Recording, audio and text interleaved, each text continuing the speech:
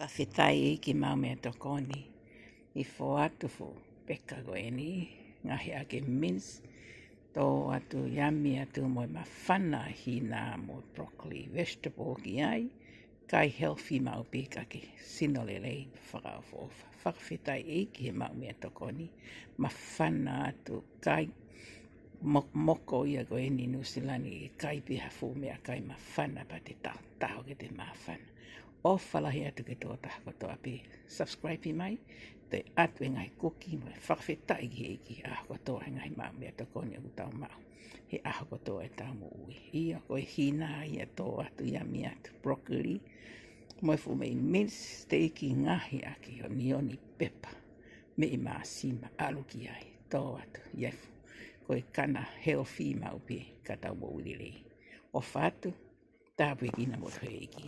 Whawhetai mau me tokoni tua. Whawhetai mea kotoa pe mau lawhea i he mamani koe ni.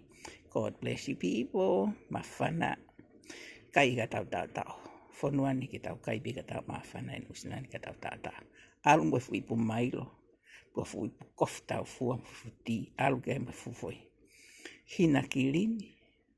Pe koe fufoi hot chocolate. Mawhana tau fua osi. Tau ke mawhana pa ke whaiha o lotu whawhetai. Il whātu everyone. Love you people.